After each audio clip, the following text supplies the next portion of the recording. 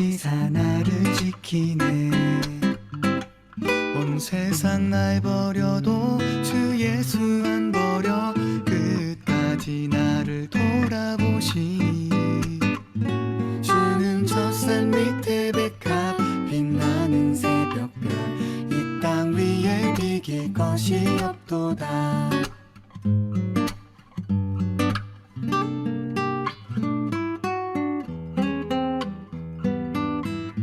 내 맘을 다하여서 주님을 따르면 길이 길이 나를 사랑하시니.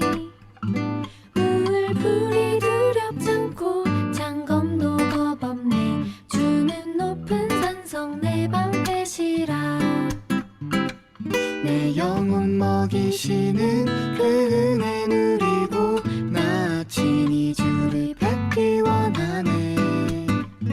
주는 저 산 밑에 백합 빛나는 새벽별 이 땅 위에 비길 것이 없도다. 내 영혼 먹이시는 그 은혜 누리고 나 친히 주를 뵙기 원하네. 주는 저 산 밑에 백합 빛나는 새벽별 이 땅 위에 비길 것이 없도다. 이 땅 위에 비길 것이 없도다. 이 땅 위에 비길 것이 없도다.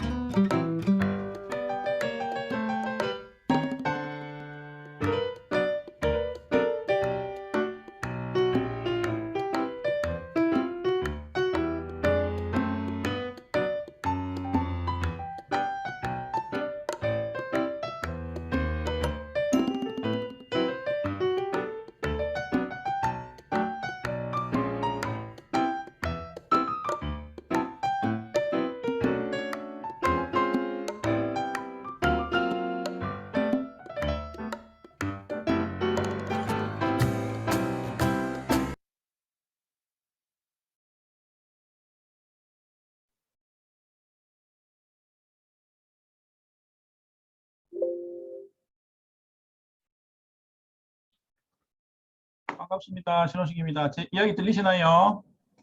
네, 잘 들립니다. 감사합니다. 오늘도 신장내과 초도 시간 1시가 돼서 시작을 하도록 하겠습니다.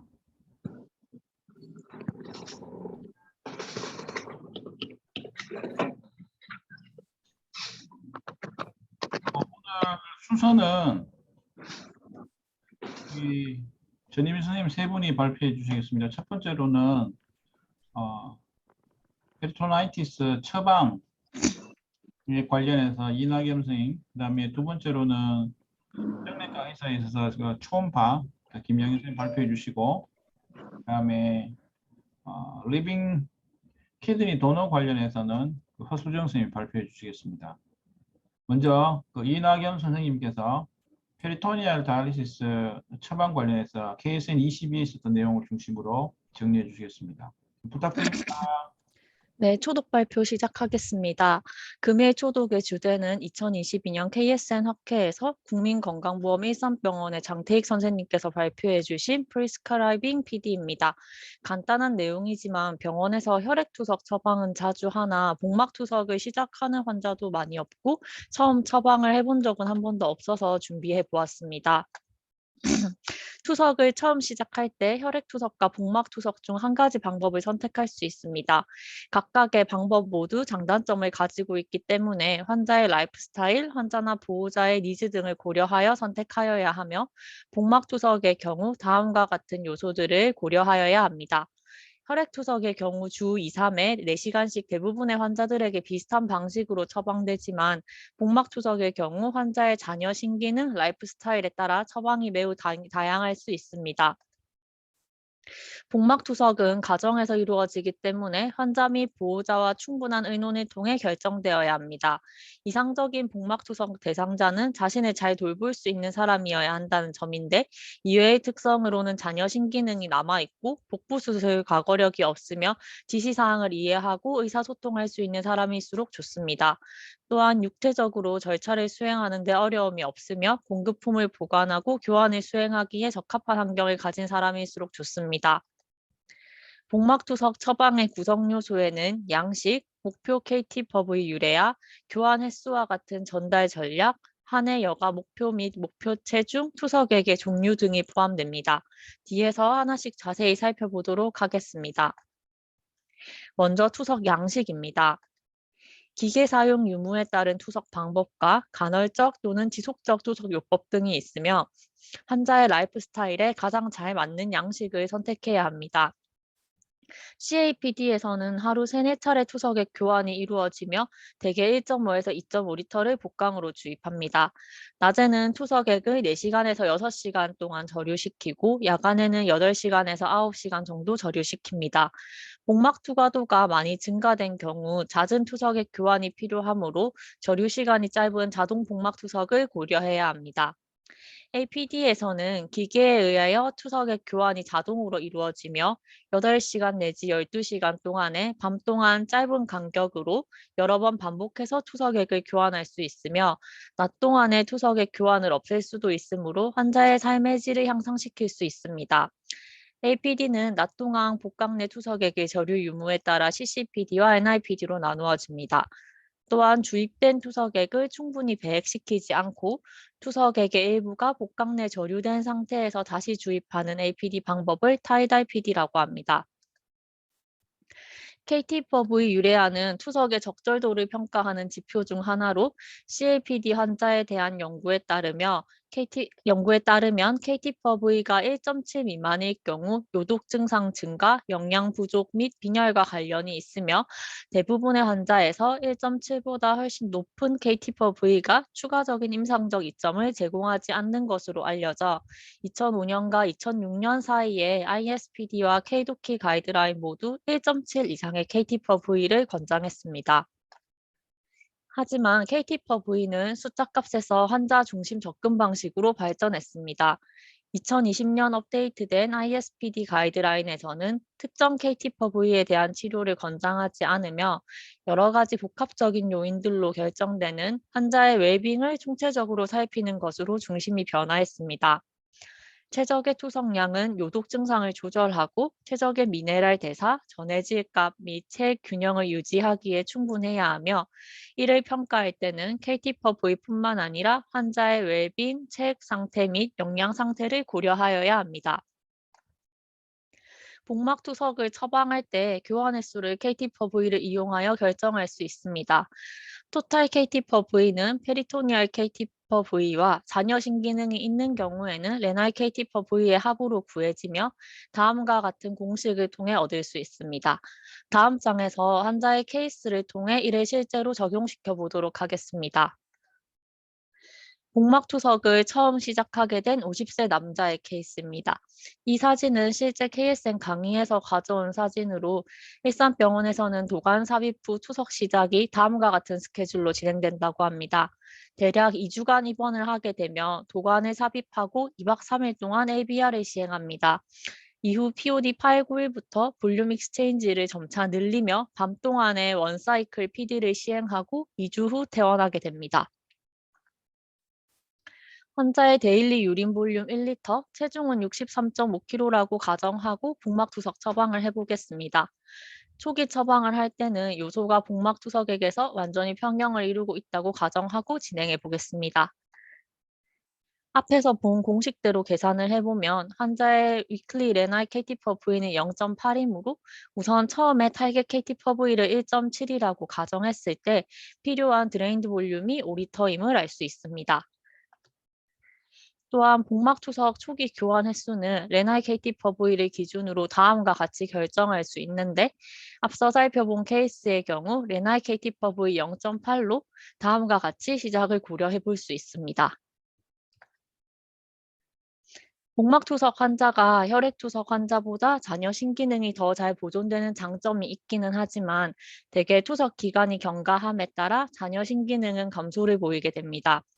그러므로 여러 임상 지침에서는 복막 투석 시작 후 한 달째 KT/V와 크레아티닌 성소율을 측정하도록 제시하고 있으며 상당한 잔여 신기능이 있는 경우에는 1, 2개월마다 잔여 신기능이 없고 전신 상태에 유의한 악화가 없는 경우는 4에서 6개월마다 시행하도록 권유하고 있습니다.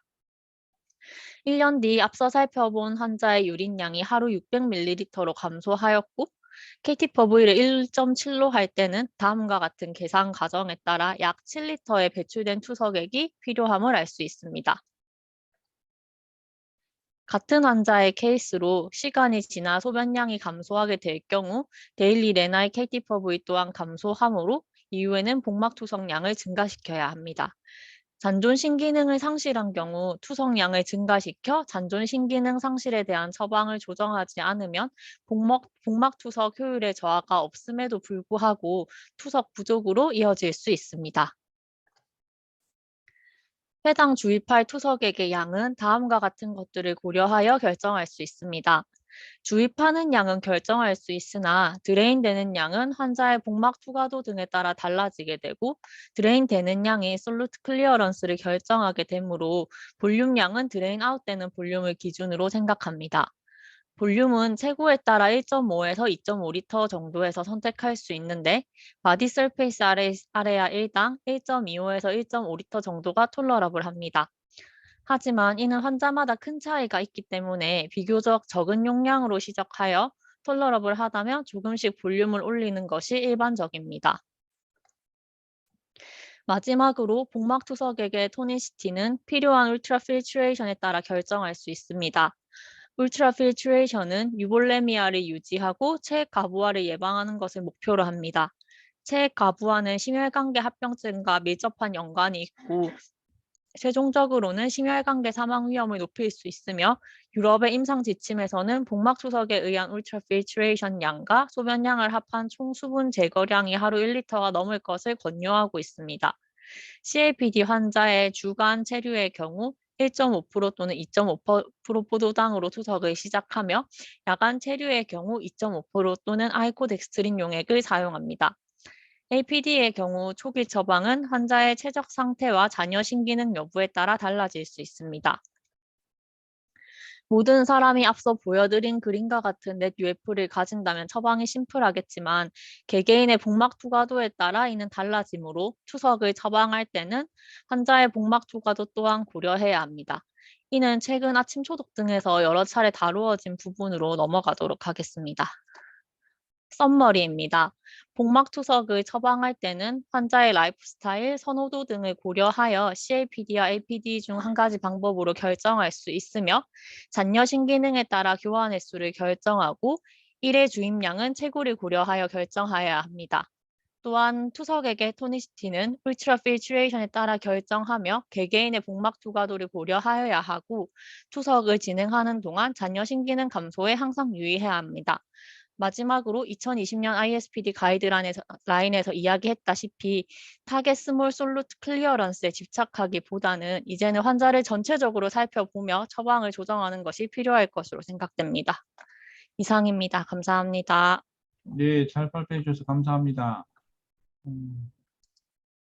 지금 질문을 일단 그러면 강의를 연속해서 두 선생님 쭉 해주시고 같이 좀 이야기 나누는 시간 가지겠습니다. 두 번째로 우리 김양현 선생님께서 신장내과 의사를 위한 초음파에 대해서 일단 발표 시작해 주십시오. 네, 알겠습니다, 교수님.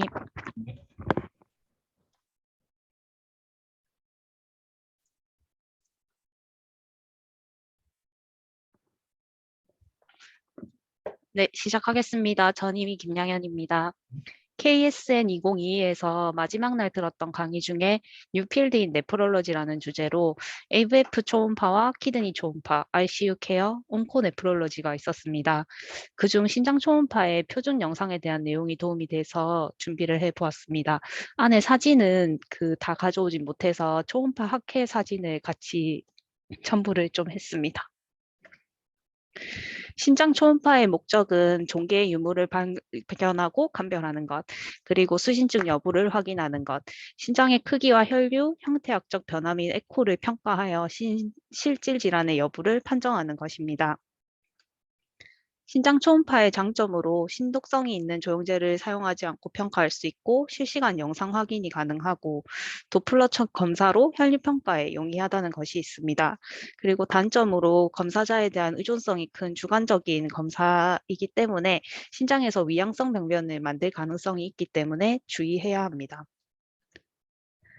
일반적으로 신장 초음파 시행 시에 프로브를 대는 환자의 자세입니다.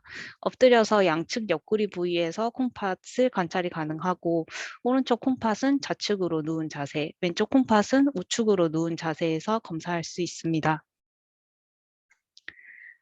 정상 신장은 약 11cm이며 초음파에서 9에서 13cm까지는 변동이 있을 수 있고 9cm 이하에서는 CKD를 의심해 봐야 합니다. 회색조 초음파는 일반적으로 초음파를 보면 나오는 영상으로 신장의 크기, 모양, 에코의 정도, 종괴 및 수신증 여부를 알 수가 있습니다. 컬러 도플러는 신장 내의 혈관과 혈류를 확인할 수 있으며 신장 전체에 고른 혈류가 있는지도 확인할 수 있습니다. 분음 초음파는 신장 동맥의 혈류 스펙트럼을 평가하는 것이고 도플러 초음파를 이용해서 저항 지수 RI 값을 구하고 0.7 이상일 때 CKD나 ATN 같은 혈관 저항 증가를 반영합니다. 자주 처방하는 신장 부신 방광 표준 영상의 범위는 신장 부신에서 신문을 포함하는 좌우신 각각의 관상면 스캔, 상부 행 스캔, 중간부 행 스캔, 하부 행 스캔을 포함해야 합니다. 그리고 부신 종괴가 있는 경우에는 종괴를 포함한 스캔을 포함해야 합니다. 방광에서는 방광 상부 행 스캔, 중간부 행 스캔, 경부 행 스캔, 중간부 시상면 스캔을 포함해야 합니다. 방금 말씀드린 스캔 영상을 모아놓은 것으로 기본이 12장이고 하나씩 설명드리겠습니다. 먼저 콩팥의 해부학적 구조입니다.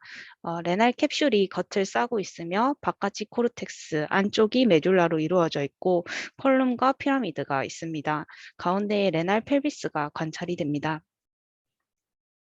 신장의 파렌카임은 코르텍스와 메듈라로 이루어져 있고 1.5에서 2.2cm 사이입니다. 코르텍스는 0.5에서 1cm 정도로 피라미드 마진으로 메듈라와 구분이 됩니다. 표준 영상의 1번으로 양측 신장에 하일럼을 포함한 종단 스캔으로 프로브를 옆으로 세워서 관찰하게 됩니다. 오른쪽 콩팥은 간 밑에 있으며 감각 콩팥의 에코제니시티를 비교할 수 있습니다. 좌측 콩팥은 비장 주위에서 같이 관찰이 가능합니다. 다음은 횡단 스캔으로 프로브를 가로로 하여 콩팥의 상부, 중간부, 하부 스캔 영상입니다.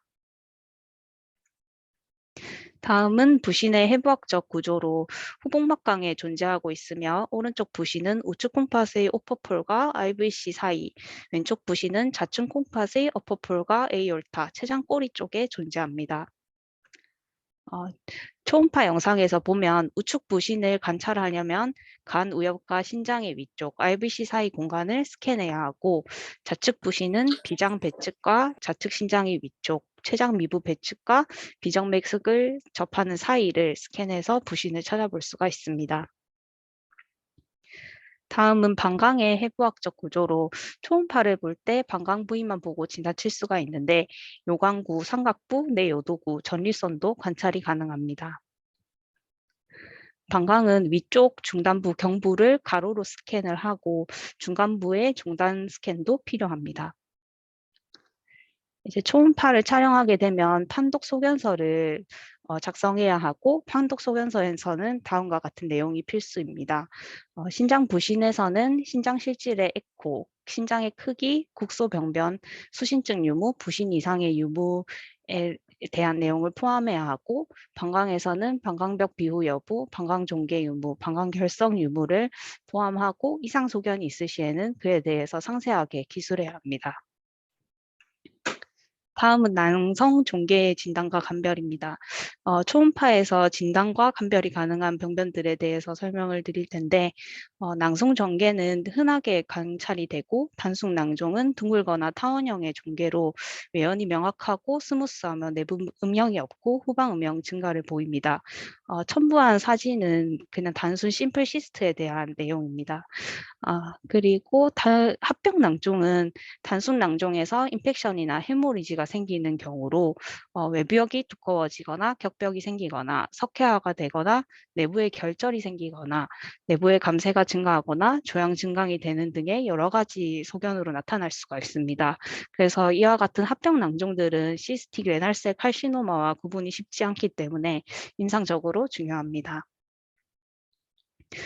보스니아 클래시피케이션은 시스틱 레날메스의 구분에 가장 널리 이용되고 있습니다.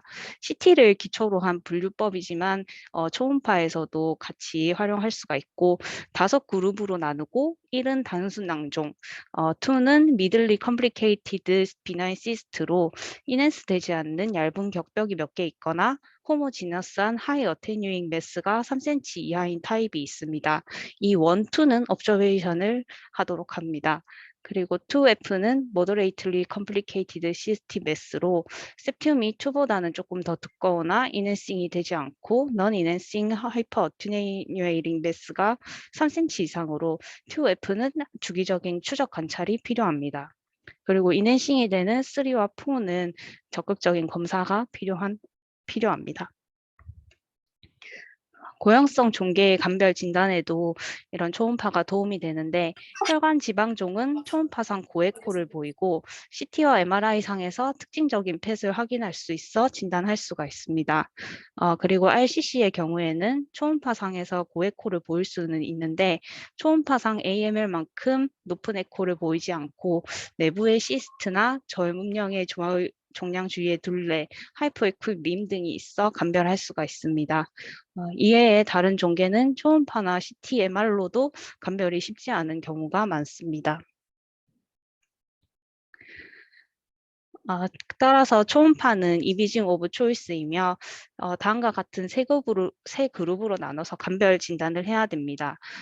검사가 더 이상 필요 없는 단순 낭종, 보스니 클래시피케이션 2 이하의 합병 낭종, 그리고 작은 전형적인 AML 등은 추절 그냥 단순한 검사가 필요 없이 검사 한 번으로 끝날 수가 있고 그 다음에는 정기적인 추적 관찰을 이용하는 보스니악 2F의 합병 낭종 그리고 중간 크기 정도의 AML 등은 정기적인 추적 관찰이 필요합니다. 그리고 보스니악 3 이상의 합병 낭종과 4cm 이상의 AML 그리고 전형적이지 않은 고형성 종괴 같은 경우에는 3차 의료기관으로 의뢰하거나 전원을 해서 추가적인 검사가 필요합니다. 그래서 감별 진단을 위해서는 적절한 초음파 검사 테크닉과 장비에 대한 이해가 필요하고 정상 소견과 위양성 병변들을 배제할 수 있는 검사자의 능력이 필요합니다. 네, 감사합니다. 네, 감사합니다. 김영희 선생님, 초음파, 콩파 네. 초음파 필요 내용 잘 정리해 주셨고, 다음 마지막으로 우리 허수정 선생님께서 HC 2022에서 키드니 리빙 도너 관련해서 발표해 주시고, 나중에 전체적으로 질의응답 코멘트 받도록 하겠습니다. 네, 준비 부탁드립니다. 네.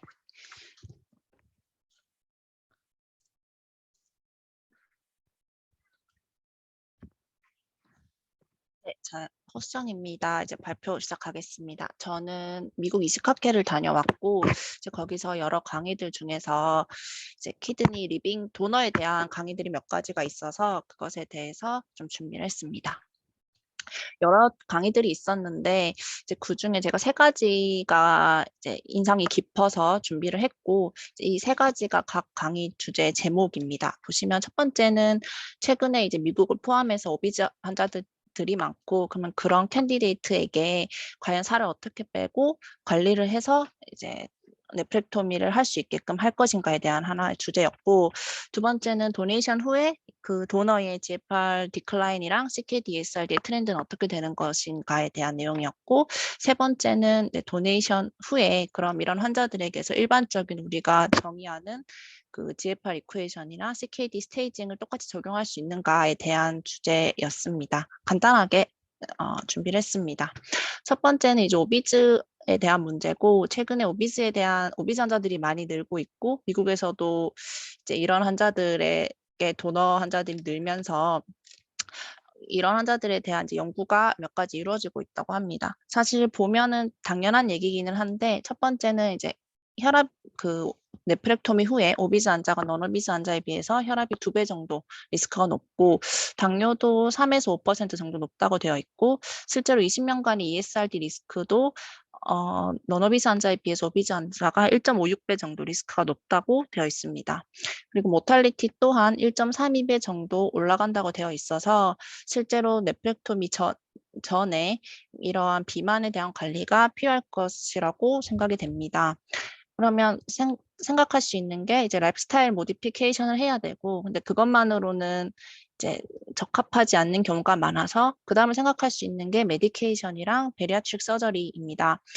메디케이션은 일반적으로 시중에 나와 있는 안티오비시티 메디케이션들을 사용을 해볼 수 있는데 실제로 이제 도네이션 전에 이러한 거에 대한 연구가 아직까지 데이터가 나와 있는 것은 없습니다. 근데 올리스텟이나 날트렉슨 부프로피온이나 GLP-1 아고니스트 같은 것들은 사이드 이펙트를 생각을 해서 조심스럽게 사용을 해볼 수 있을 것으로 생각이 됩니다. 이제 베리아트릭 서저리에 대해서는 연구가 2-3개 정도 나와 있다고 했고 실제로 강의하셨던 분 이제 교수님도 서전이셨는데 일반적으로 네프렉토미 전에 이런 베리아트릭 서저리를 하는 인디케이션은 일반적인 우리가 비만 환자에게 있어서 동등하게 인디케이션을 적용해서 하고 있다고 하셨습니다. 지금 보시면 이후에 쇼텀한 세이프티는 입증이 되었는데 정말 롱텀하게 이 환자가 오비시티 어소시에이티드 코모비티가 있는지에 대해서는 아직까지는 연구 결과가 나온 것은 없었습니다. 그렇다면 도네이션 전에 언제 베리아트릭 서저리를 하는 것이 좋겠는가에 대해서는 보통 6에서 12개월 전에 베리아트릭 서저리를 하고 충분히 그리고 안전적으로 몸무게를 감소를 한 후에 그 후에 이제 도네이션을 하는 것이 좋겠다라고 권고를 하셨고 베리아트릭 서저리 어프로치에 대해서는 이제 슬리브 가스트렉토미를 하는 것이 환자에게도 가장 안전하겠다라고 이제 결론을 내셨습니다. 두 번째는 그 도네이션 후에 그 도너에 대한 EGFR과 ESRD에 관한 오버뷰인데 여러 연구랑 데이터들이 있고 거의 대부분 다 비슷한 데이터들이 나와 있고 보시면 도네이션 후에 그 GFR은 보통 한 후에 한 GFR 3분의 2 정도로 급격하게 감소를 하고 그리고 5에서 15년 정도 사이에서 서서히 증가를 하고 그 이후로 거의 일직선을 이루는 GFR 일직선을 이루는 형태를 띠게 됩니다. 이제 ESRD 리스크를 보시면 도네이션 전에 도너의 GFR과 실제로 ESRD 리스크가 있는가에 대해서는 실제로 큰 연관성은 없다라고 연구 데이터가 한 가지가 있었습니다. 보시면 실제로 그 20년 후에 ESRD 리스크가 가장 높은 군이 그 도네이션 전에 GFR이 95에서 110이었기 때문에 크게 연관성이 있지는 않다고 했으나 이제 6개월째 그 도네이션 하고 6개월 후에 GFR과 ESRD 리스크는 이게 연관이 있다고 이제 그 결과가 있었습니다. 따라서 그 도네이션을 하고 6개월 후에 이제 신기능을 평가해서 이 환자가 어떤지를 평가하는 것이 중요하겠습니다. 세 번째는 이제 ESRD, 그럼 실제로 도네이션 후에 ESRD 리스크가 어떻게 될 것인가에 대한 건데, 보통 10년 후에는 리스크가 한 0.2%, 20년 후에는 0.5%, 30년 후에는 1.5% 정도로 증가하는데, 사실 앱솔루트한 ESRD 리스크는 여전히 30년이 지나도 낮다라고 강조를 하셨습니다. 그래서 이제 그 슬라이드는 그 강의했던 교수님 센터에서 이제 도너들에게 이러한 것들을 다 적절하게 설명을 하고 실제로 뭐 의사, 간호사 전부 다 이제 팀을 이루어서 그 도너에게 세이프티를 인슈어하기 위해서 모든 것을 할 거다. 그래서 키드니 도네이션은 안전하다라고 강조를 하고 이제 도네이션을 진행한다라고 말씀하셨습니다. 마지막이고 실제로 도네이션 후에 이제 GFR이나 신기능 평가에 대해서 그 일반적인 신장 기능 평가랑 똑같이 할 수 있을 것인가에 대한 것들인데 정확하게 나와 있는 지표는 사실은 없습니다. 근데 EGFR 이퀘이션은 이제 여러 가지가 개발이 되어 있고 실제로 2021년 11월 달에 NEJM에서 크레아틴과 시스타틴 C 베이스의 CKD EPI를 발표를 했습니다. 그래서 그 크레아틴과 시스타틴 C를 모두 사용하는 2021년 CKD EPI를 사용하는 것이 실제로 도네이션 이후에 이 환자의 신기능, GFR 등의 신기능 평가를 하는데 적합할 것이다라고 생각이 되고 있고 그 시스타틴 C를 사용하거나 크레아틴과 같이 사용해서 GFR을 구하는 게 이 도네이션 후에 그 GFR의 언더에스티메이트나 오버에스티메이트의 리스크를 줄이는데 도움이 될 거다라고 말씀을 하셨습니다. 실제로 2021 CKD EPI 이퀘이션이 아직까지 이런 그 도네이션 후에 GFR을 평가하는데 얼마나 적합하고 얼마나 정확한지에 대해서는 정확하게 나타난 데이터는 없지만 아마도 이게 제일 효용성이 좋을 것이다라고 설명을 하셨습니다. 마지막 그 슬라이드고 그렇다면 도네이션 후에 그 감소된 GFR을 실제로 일반 신장을 가진 환자들에서 CKD의 그 기준을 똑같이 적용할 수 있을 것인가에 대한 건데 실제로 도네이션 후에 GFR의 그러니까 GFR이 60 미만으로 감소할수록 ESRD로 진행될 가능성이 높다는 것은 큰 연관성이 있지는 않습니다. 따라서 현재 도네이션 후에 이 GFR의 수치와 이 환자가 CKD인 것인가에 대한 그런 기준이 나와 있지는 않는데 아마 나와 있지는 않기 때문에 앞으로 조금 더 연구가 필요할 것이다 라고 강조하셨습니다. 네, 이상입니다. 네, 감사합니다. 근데 허 선생님, 저 키드니 리빙 도너 관련해서 수술 후에 GFR 변화라든지 잘 정리해 주셨습니다. 먼저 첫 번째 발표 주제인 복막 투석 관련해서 뭐 질문해 주셔도 좋고, 그 다음에 초음파 히드리 리빙 도너에 필요한 대로 먼저 일단 PD부터 먼저 하겠습니다. PD 관련해서 혹시 질문이나 이런 게 있으시면.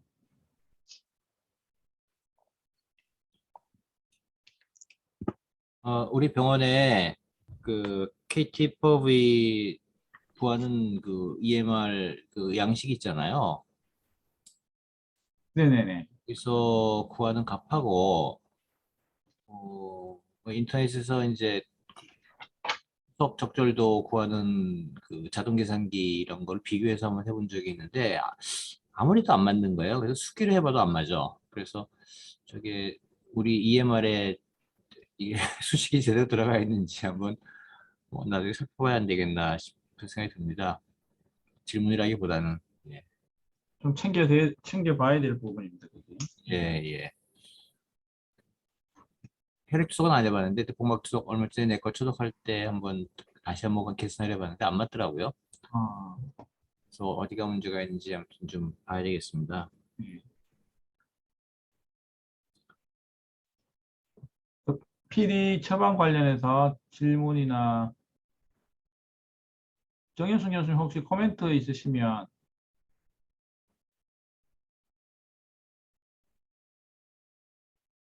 잘안 되죠. 김연아 교수님 혹시 코멘트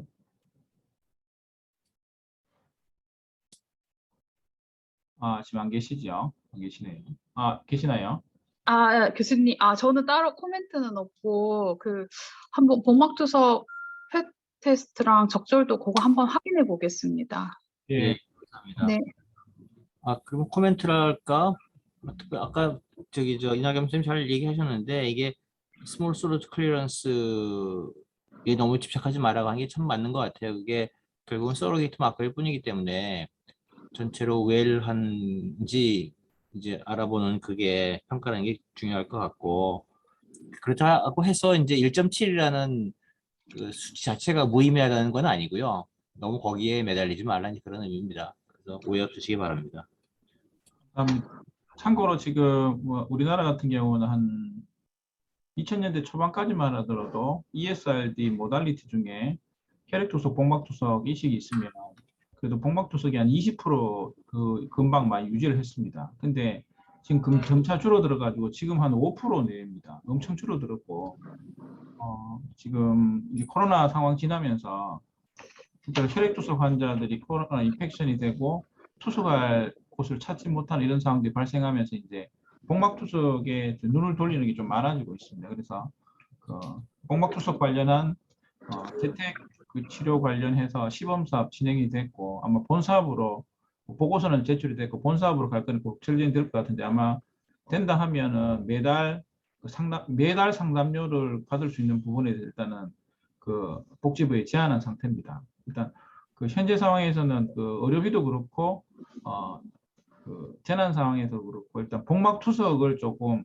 활성화시키는 좀 기계적인 문제나 재정적인 문제 또 하나 있고요. 또 하나는 투석 환자 이제 막 투석을 시작하고 이식을 좀 바라보는 환자들 같은 경우는 전혀 신기능이 남아 있을 때나 이럴 것 같은 경우에 복막을 브릿지 치료로 좀 해서 이식으로 좀 가야 되지 않을까. 그래서 복막 투석에 대해서 저도 좀 약간 프렌들리하지 않은데 좀 관심을 가지고 좀 보는 게 중요할 것으로 생각이 됩니다. 예, 그러면 두 번째로 우리 김양현 선생님 발표해 주신 초음파 관련해서 질문이나 코멘트 부탁드리겠습니다.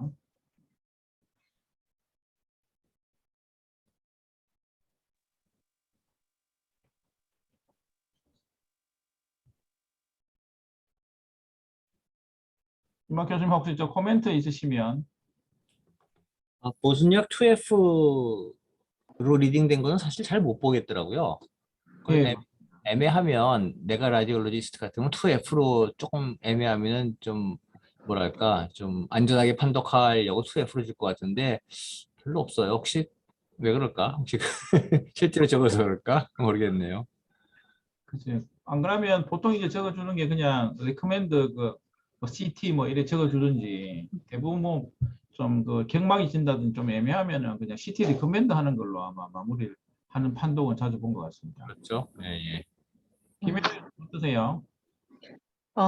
근데 저는 초음파 판독에서 이거를 시스트를 그렇게 타입을 나눠서 판독해 주는 거를 잘 못 본 것 같은데요. 아예 자체를 CT는 한 번씩 그렇게 하는 것 같던데요. 초음파 이렇게 의뢰를 할 때 그러니까 처음에 모르는데 타병원에서 의뢰 왔는데 좀 애매하다 싶으면 제가 다시 해볼 때 이게 의뢰 넣을 때 임상 소견에다가 그 RCC 의식 그런 걸로 좀 넣어주면 아마 답변이 오는 걸로. 그러니까 판독 실제로 놔두면 안 보고 그런 것 같습니다.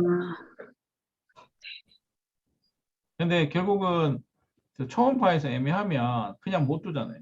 결국 CT 찍는 거는 뭐 어쩔 수 없는 것 같고. 그 이제 과마다 서로 수입 증대 때문에 어저께 양철호 교수님도 신장내과 외래 와 보자마자 제일 처음으로 온 게 초음파 물어보더라고요. 네네. 이슈인 것 같고 그런 측면에서 우리 앞서 나간 것 같습니다. 케이스를 늘려봅시다. 예, 감사합니다. 우리 전임 선생님들 혹시 질문이나 이런 거 있으시면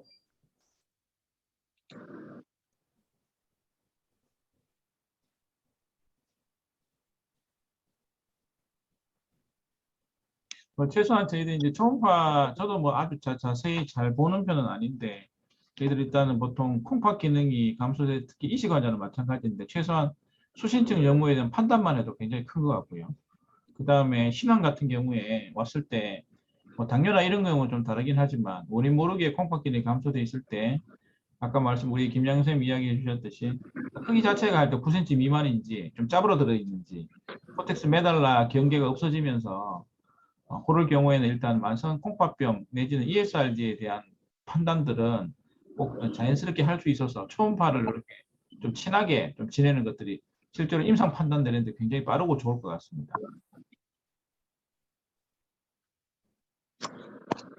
그러면 다른 질문 오시면 그 다음 바로 넘어가겠습니다. 마지막으로 그 생체 기증자 관련해서 발표해 주셨고 비만 기증자 주로 이제 비만 기증자가 좀 많았었고 그 다음에 기증한 다음에 GFR 감소에 따른 저희도 그 환자들이 또 한 번씩 기증자들 질문하는 게 향후에 괜찮나요? 그런 일이 없이 괜찮게 살 수 있냐라고 질문을 많이 하시는 것 같습니다. 이 부분에서 혹시 질문이나 코멘트 부탁드리겠습니다. 교수님, 전이 김양현입니다. 네. 궁금한 게 있는데 예전에 또 어느 신장내과 병원을 어디 가가지고 얘기 들었던 게 도너가 보통 도네이션을 안 한 사람보다 그 이후로 병원을 추적 관찰하면서 병원을 더 자주 오게 돼서 그 도네이션을 안 한 사람보다 뭐 더 건강할 수도 있다 그런 얘기를 좀 들은 적이 있는데 더 건강하거나 그런 게 진짜 사실일까요?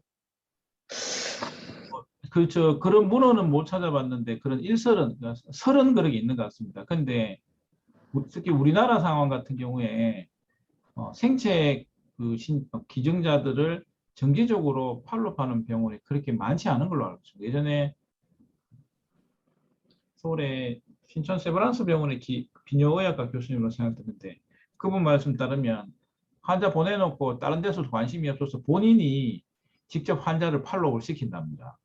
직접 노력해서 최소한 6개월에 한 번씩 와서 보는 것 같고 그래서 실제로 관리하는 데가 없어서 오히려 기증자 같은 경우는 환자와 같이 내원해서 이렇죠. 제 콩팥 괜찮나요? 이거 언제 검사해봤나요? 이렇게 질문을 하시더라고요. 그래서 향후에는 기증자들에 대해서는 아까 말씀드렸듯이 6개월째 GFR 판단이 굉장히 중요한 걸로 실제로 되어 있습니다. 그래서 최소한 6개월 뒤에는 와서 한 번씩 하든지 애뉴얼리 하든지 그래서 정기적으로 꼭 검사하도록 환자한테 권하고 환자 레시피언트는 어차피 다니니까 같이 좀 팔로우하는 게 중요하지 않을까 생각됩니다. 정현순 교수님 어떠세요?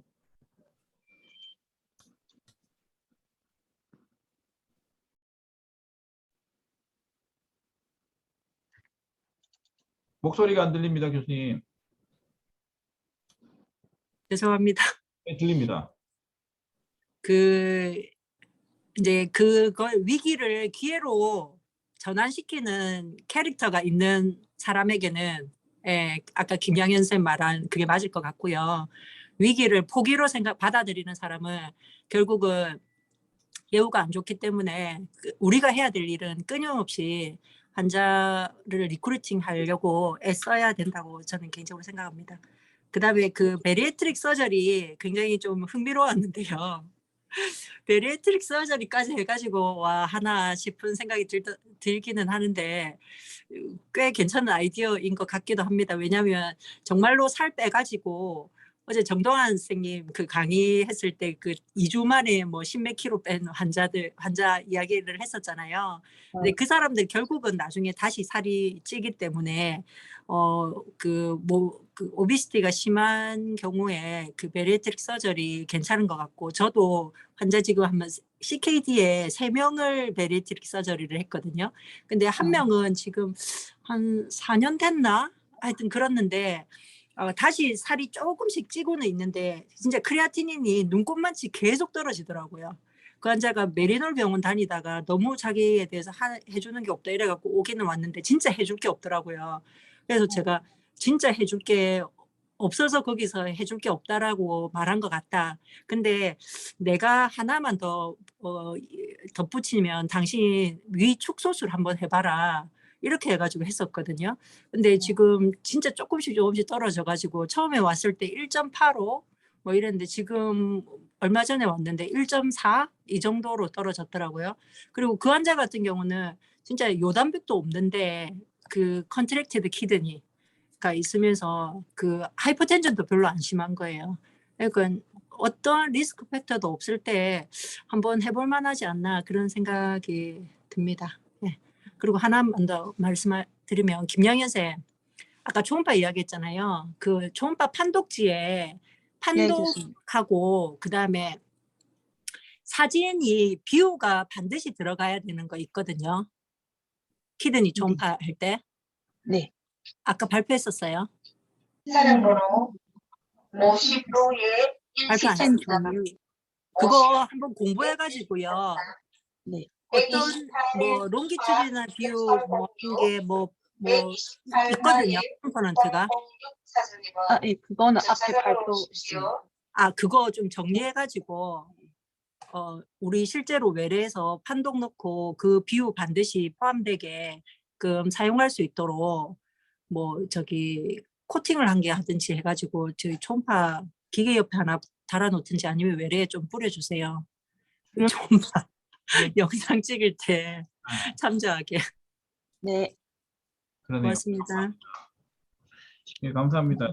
보통 이제 그 이식 관련해서 베리애트릭 서저리가 보통 언급되는 거는 레시피언트 오비시티 환자에 대해서 언급되는 경우가 많았는데 도너는 좀 굉장히 드물었고, 참고로 아마 그 도너 같은 경우에 특히 이제 미국 같은 경우에는 BMI 35, 40 되는 환자가 환자라기보다는 그런 기증을 원하는 사람도 굉장히 많아서 아마도 추정컨대 뭐 여러 가지가 많겠지만 수술한 이후에 좀 좋아지는 것들이 기존에 이제 보통 비만이 심하면 오베스티 그로메룰러 네프라이티스라든가 GN이 동반되는 게 굉장히 많고, 기본 아마 프리다이비티스가 있어서 콩팥의 기본 아마 그 하이퍼피트레이션 이미 오는 경우가 굉장히 많다고 되어 있습니다. 그래서 아마 체중 감량이 되면 콩팥 소위 말해 사구체의 부담이 덜어지면서 아마 GFR이 조금씩 호전되는 걸로 아마 추정이 되고, 기본 아마 6개월이나 12개월 전에 한번 수술을 해보려 하니까 만약에 기증의사가 있는 분들 같은 경우는 한번 저도 봐도 한번 충분히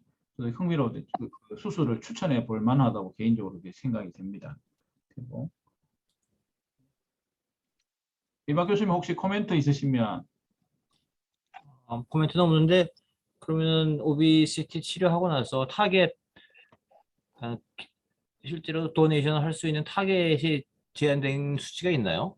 없습니다.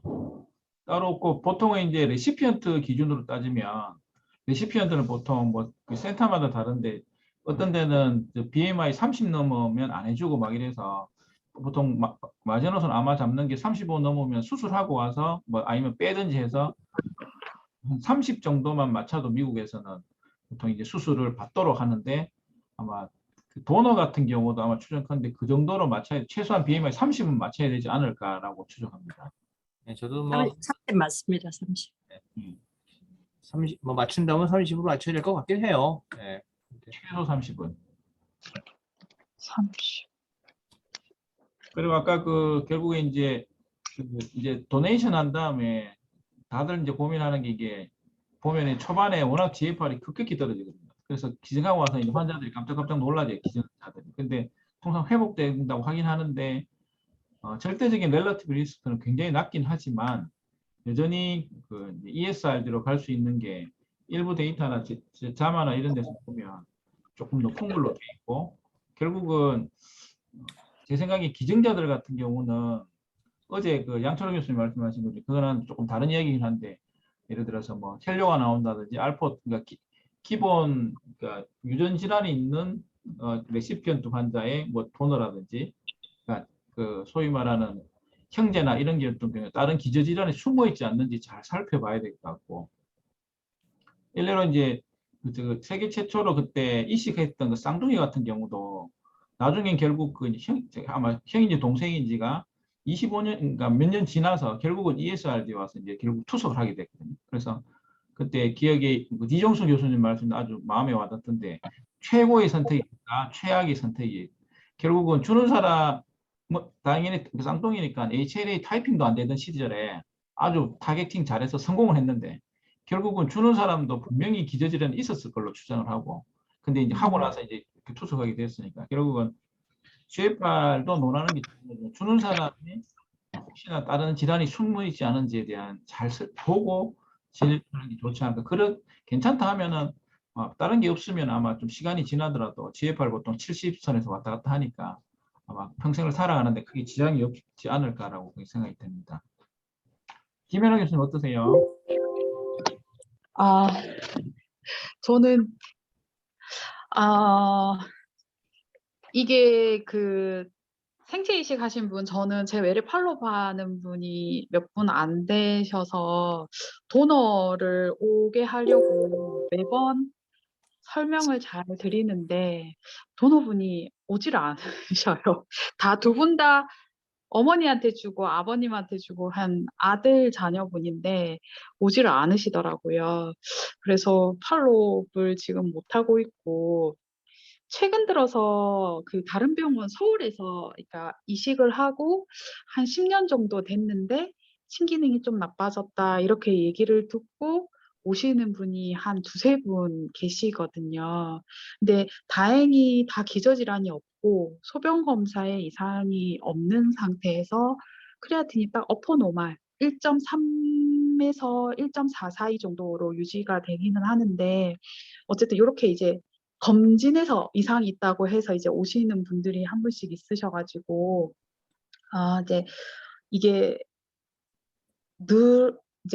이제 조금씩 도너의 신기능 저하 환자가 이제 조금씩 늘지 않겠나 하는 생각이 조금 들긴 하더라고요, 교수님.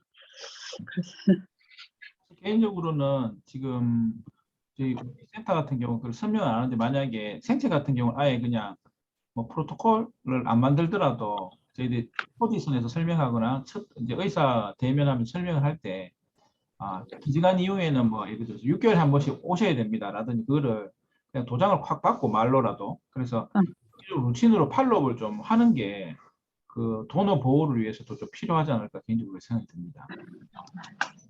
안내문 하나 만들고 코디 선생님한테 이렇게 교육해달라고 당부하고 해야 될 것 같습니다. 좋을 것 같습니다.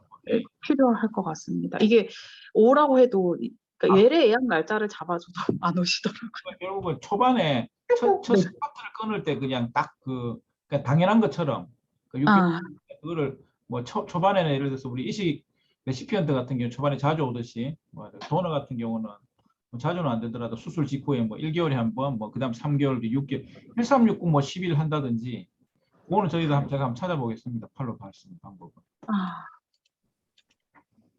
오늘 발표하신 허수정 선생님께서 만드시면 되겠네요.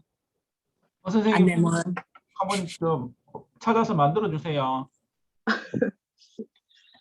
혹시 우리 교육 자료에는 도너에 대한 자료는 없죠? 네, 교수님 도너에 대한 자료는 없습니다. 그러니까 아까 그 안전하다는 내용 반드시 들어가야 되겠고 그다음에 수술 방법 라파로스코피로 한다는 내용이랑 그다음에 팔로우의 중요성 요 크게 세 가지 묶어가지고 이렇게 안내문 한 개 만들면 되겠네요. 네, 허순 선생님 일단 만드는 걸로 제가 알겠습니다. 감사합니다. 감사합니다. 감사합니다. 그러면 다른 혹시 질문 없으시면 일단은 제가 광고 하나 드리고 마치도록 하겠습니다.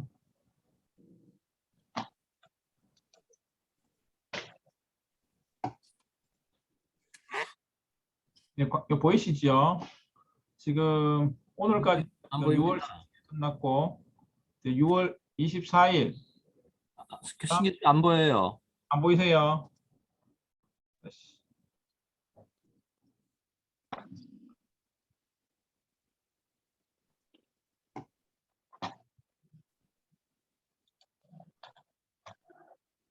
이거 보이십니까?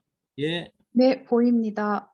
다음 주에는 이막 교수님께서 발표를 준비해 주시고 있고 지금 남은 기간은 이제 다음 주까지 해서 이제 2주가 남았습니다. 그 다음엔 즐거운 여름 방학이 기다리고 있습니다. 예, 다른 거 질문 없으시면 오늘 신장내과 초동 마치도록 하겠습니다. 참석해 주셔서 감사합니다. 감사합니다. 감사합니다.